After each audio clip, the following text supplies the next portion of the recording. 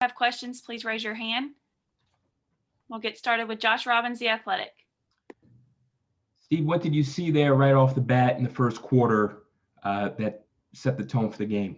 I mean, I thought they were great. Obviously, they had a much higher energy level, intensity level than we did.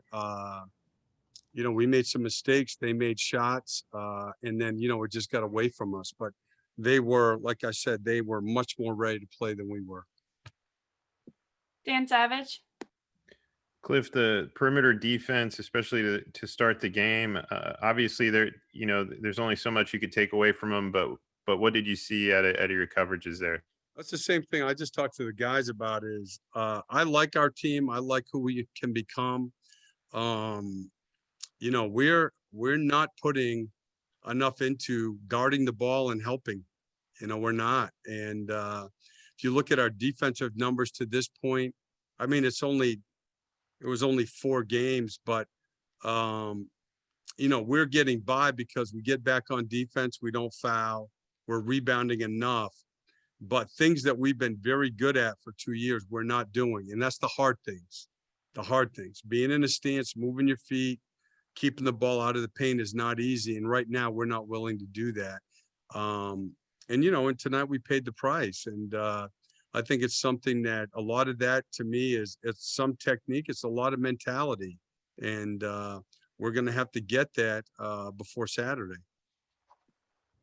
Philip Rossman-Reich, Orlando Magic Daily. Hey, Coach.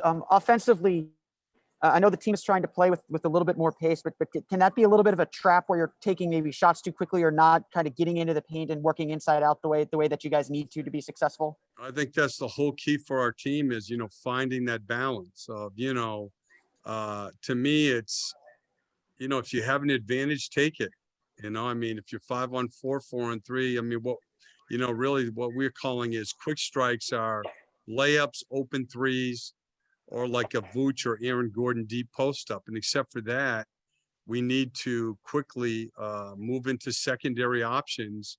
And again, that's something that we've, got to be very good at the end of last year, that right now, I mean, we're account slow, and it'll be a big part of how much progress we can make at that end of the floor. Dan Savage. Cliff, already down Terrence. You lose, 2 more guys in Evan and Chuma for periods of the game. Just how challenging is that, especially at this stage of the season, to lose a number of perimeter players? And do you have any update on them as well? I don't have any updates. I mean, it's hard, even Mo had gotten hit in the head today playing 2-on-2. This would have been a good opportunity for him to get some time. But he didn't feel great. So, we couldn't play him. And a night like this would have been, like I said, a good opportunity for him too. So it wasn't just the perimeter guys, the way it worked out. It was the 4s and the 5s also. Jamie Say. Hey, Steve, you kind of touched on this already, but, what did you think about your team's just overall readiness to play? You said that the Sixers were more ready, but what did you think about just your guys' approach to start? Oh, no, I mean, not acceptable if we want to be a good team. I think we've played 4, good games, competitive games where we fought. We stuck together. Things went badly, which is going to do in this league. We hung in there. We found a way to win 3 of them on the road. And tonight we had a different look, not the same fight. And our guys know that. I mean, I think we have a good feel for what we have to do to win. And, there's no excuse for it. And listen, as I told the players, nobody's more responsible for how well we play than I am. But I like our team, and I don't think this will be a problem. I think intensity, togetherness, intangibles will be a strength of our team. Philip Rossman-Reich. Hey, Markel Fultz, as a point guard, what does he have to learn? What does he still have to kind of grow with as far as kind of managing the team? It felt like he wasn't maybe on his front foot early on. Is there still parts that he has to learn as he takes over and becomes the leader of this team on the floor? Yeah, I think I'll be honest. So I've been really pleased with his organizational skills. He has a great feel for where guys need to get the ball. If anything, the thing that I just had this conversation with him the other day is I think he worries too much about the other guys, getting the other guys in rhythm.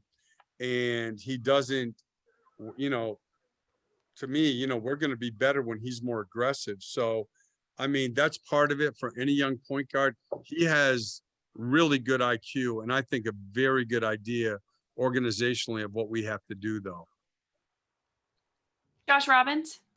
Steve, you mentioned Mo got hit in the head while playing 2-on-2. Did he get moved into the concussion protocol?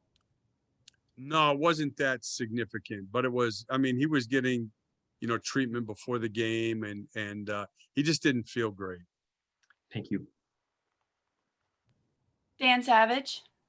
Cliff, in a situation, you know, like today where you lose Terrence and then, you know, perhaps you have Evan go down and other guys, just how challenging is it to make adjustments when you have such little practice time and space in between games? Yeah, no, for sure. I mean, it's but you know, that's this league too. You know, I mean, it's haven't done this for a long time. There's just nights when you're going to be shorthanded, you know, and you may have a plan. That's why you have to have plan B. But I mean, you could see Evan right away. I mean, Ernest told me right away, like Evan's really stiff. And I don't know if you guys could tell, but you know, as he always does, he tried to play through it. And I mean, he was in pain. So it's, again, it's just the injuries are part of the game. It was a shorter preseason and, you know, like every other team, you know, we're going to be playing a lot of games in a shorter period of time. So guys are going to have to be ready. Everybody's going to get their chance. Any final questions for Coach? Thanks, Coach.